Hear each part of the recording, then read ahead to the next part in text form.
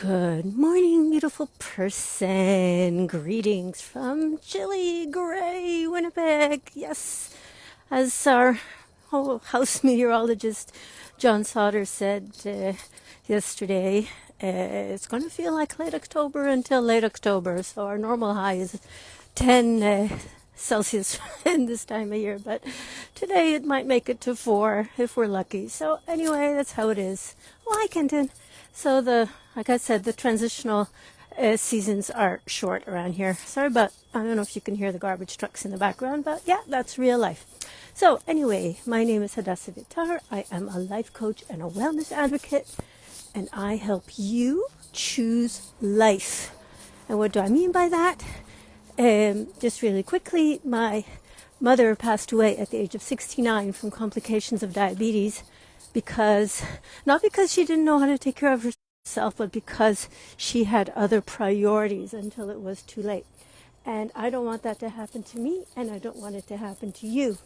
So that is why I am here talking to you right now, so that I can help you choose life.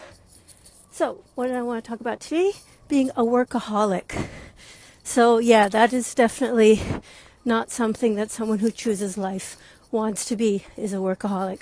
Because we all know those sad stories of people who worked themselves to the bone, had a lot of success, or maybe not, but it's especially poignant for the ones who had a lot of success.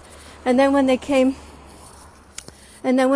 to enjoy that success with their family, they discovered that they were gone. Kids were grown and gone, and they'd missed it. Spouse maybe was tired of being alone all the time, and they were gone. So, yeah, it's really not a good thing to be a workaholic. That's one reason, is because you're going to miss out on actual life. Like, why are you actually doing what you're doing? Most people, I think, who are building a business or building a career, at least part of the reason that they're doing it, quite aside from their own satisfaction and fun and helping other people and so on, is because they want to build a better life for their family. They want to support their family. Well, spend some time with that family. You know, they're important too. So there's that. So yeah, the number one reason really to stop being a workaholic is because you're going to miss out on the things for which you say you're doing all of that work. The other thing is that I'm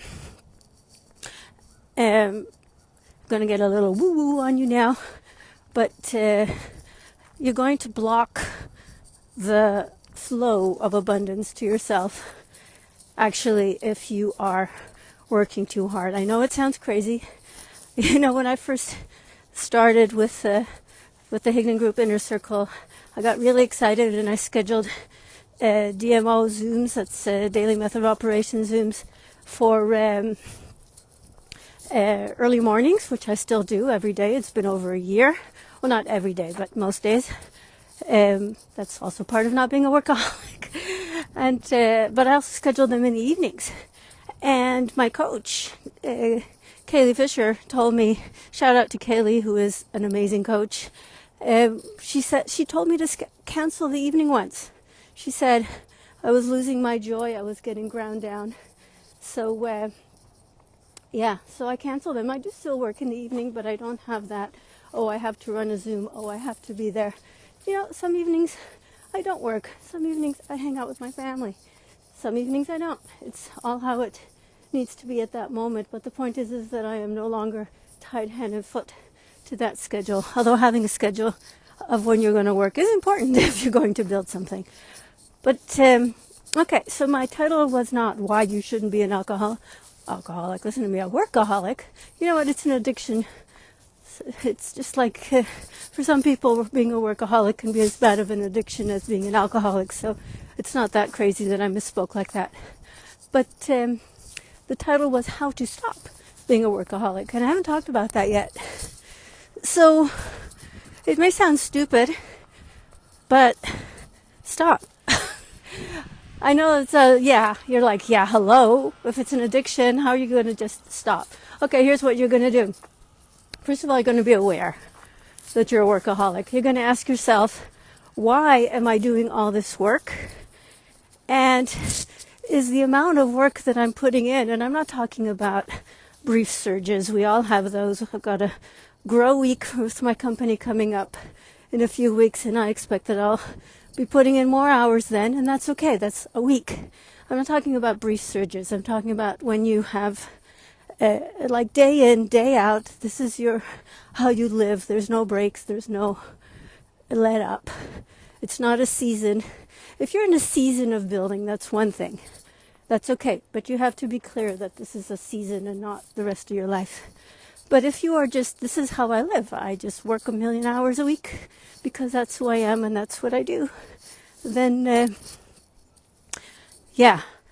first of all, you have to be aware of this. And again, ask yourself, what are you doing all this work for? What is the purpose behind all of that work that you're putting in? And if you say, I want to build a legacy for my family, then you need to seriously consider, are you giving that family, which is so important to you, you say, and you're building a legacy for, are you giving them the time that they need and that they deserve from you? The quality time. Okay, so you're not on your phone while hanging out with them, but you put that phone away and you actually listen to what they have to say. Are you spending that time? So first of all, awareness. And to be honest, anything in the 12-step program, which alcoholics use, is going to work with breaking a workaholism addiction, because it starts with awareness. And then you need to accept that you have a problem. And you need to have support. That's the other thing.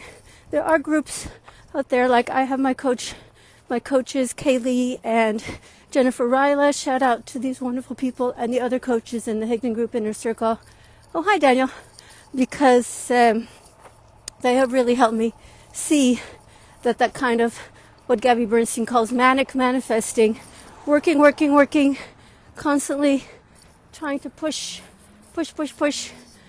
and never giving any space for things to just be received as opposed to gotten. It's a whole different energy, isn't it? I'm going to get this thing, as opposed to I am grateful and open to receiving this abundance. So being aware, getting a support network, talking with people who have been there, done that, in the 12-step thing they call that a sponsor. You can call that whatever you want, a mentor, a friend, somebody who's going to say, how many hours did you work yesterday? Let's go to the park.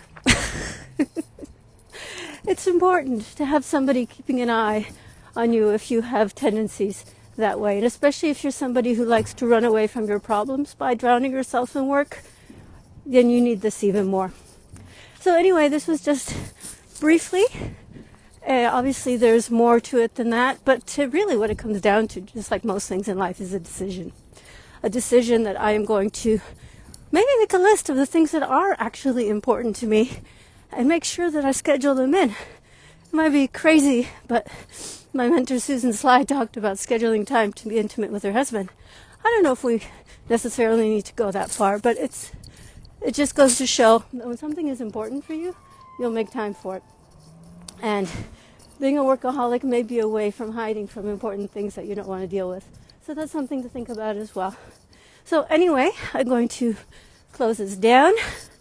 And just reminding you, I have a mailing list in which I send mindset things, 1 email a week. If you like that, if you like this sort of thing and you would like to get 1 email a week about my brief email about mindset stuff, just drop me a message. I'll be happy to add you to it. So you have a great day. Remember, I love you. Talk to you again soon. See if I can turn this off while wearing these gloves. Bye.